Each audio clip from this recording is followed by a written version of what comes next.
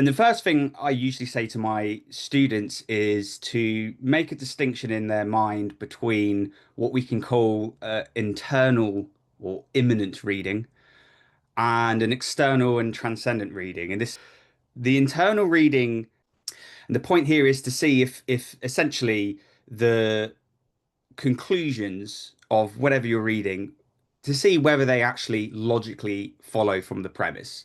So you're really kind of inside the logic of the text itself, almost sort of bracketing out broader questions about ontology and epistemology, and actually kind of taking what the text is saying as a premise for granted. And then, as I say, kind of tracing it through and seeing if that's consistent.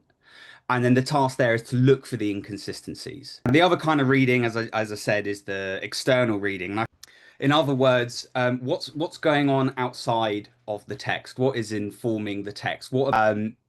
So this can be approached in a multitude of manners. I mean, you could look at things in terms of ideology. So, and they're not mutually exclusive. I think they're very complementary.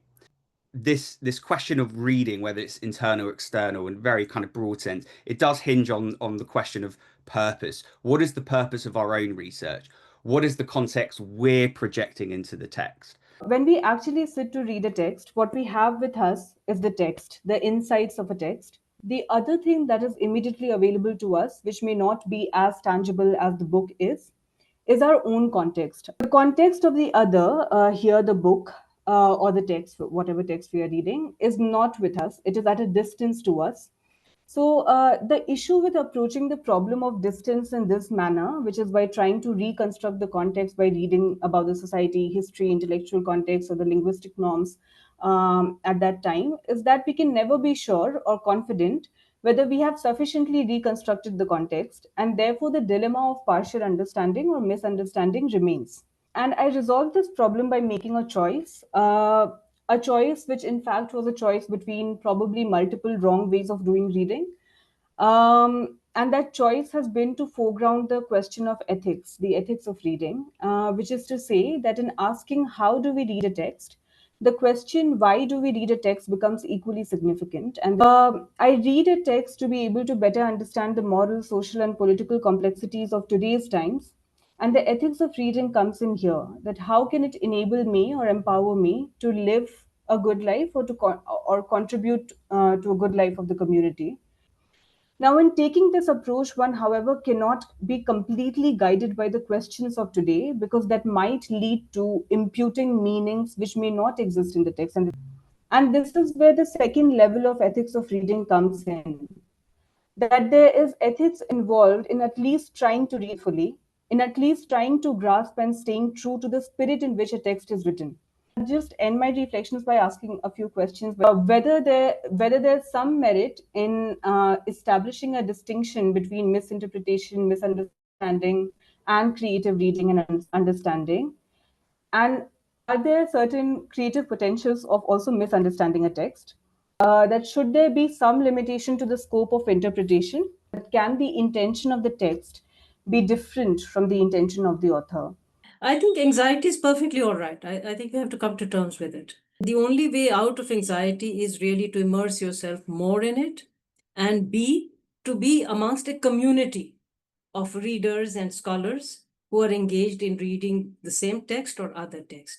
And I think one need not worry too much about the fact that is my reading perfect, complete. It never is. And two, that if we are interested in saying what did X say, then I think there is no escape from trying to contextualize, however incomplete that might be. And if I'm interested much more in, confronting a problem that I am faced with, then I'm likely to be okay also with more creative reading and letting my situation prevail and offer me a starting point of entering the text or arriving or getting a meaning from it.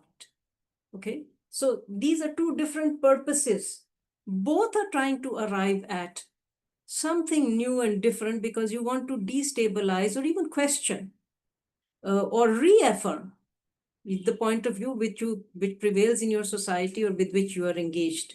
So both will do it. They do it in different way. They both would say that you need to look for that difference. There you're saying difference may be embedded in the way people shaped, thought, and lived at a different moment in time, and you try to get to that. And here we are saying, no, I may use my subject position also in relationship to the text. Again, you visit the text. The only thing I would say is, if you only look at the interface between text and reader, the great danger is to say, which is the danger of our present moment, that your reading is as good as mine. And that doesn't help us at all. It doesn't help anybody. I think that's a really important part to bear in mind when you're approaching a text, is not just reflecting on your own context, as Monica put it, what you're bringing into the text, but what that fits into more broadly speaking. What kind of paradigm you might be involved with? What assumptions do you have? And likewise, what are the assumptions of the text that you're reading? There's one writer that I just really wanted to mention in the context of worrying about relativism, but at the same time trying to safeguard our own voice, and that's Eve Sedgwick. And she proposed this thing called reparative reading. Queer spaces, that's always been a concern, that we're, compounding our own kind of socially imposed paranoia from marginalization and so forth. So Cedric offers reparative reading as a counter to that kind of paranoid reading, and that's to empower queer and feminist writers to not go into relativism and say whatever I say is fine, it's just my reading is your reading. It still needs to be methodological in a sense. It still needs to be quite concise and tight, but nevertheless, you can still have a reading that's better than another insofar as it's enabling that reparation within a particular marginalized community, in this case a queer community. So that's thinking if you could also share a bit to the students, to the scholars who have joined today on what is this fear of jargon, or like how probably to conquer that, and the other difficulty in reading, not understanding the English language is far more a structural issue, maybe where the addressing of it may have to start much earlier. Times the reading lists that are given to us are quite chaotic in a way, like it's there's no system, and we realize it much later.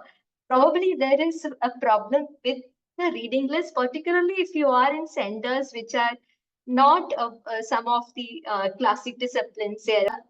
The power equation is such that you can probably get the faculty to systematize it in particular way, and very unfortunately it is the taste of the faculty that gets reflected in the reading list, which actually confuses the student.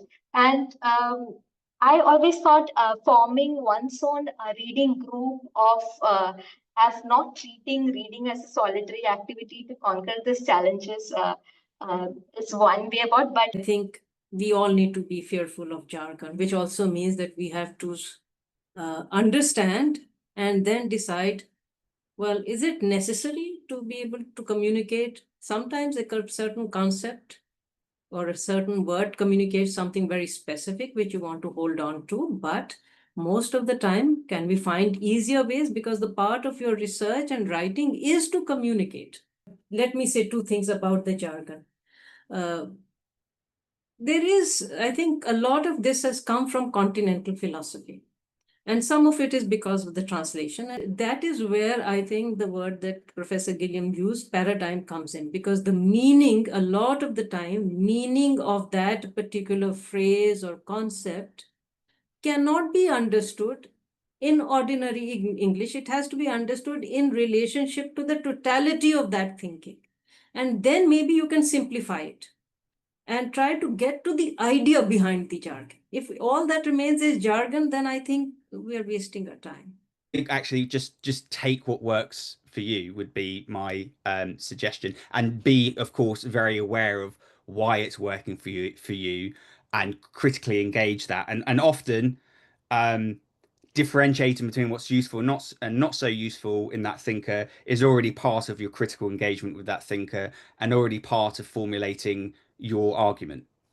Theoretical framework generally informs the kind of shows what is the value that we are giving primacy to when we are approaching a particular text or phenomenon.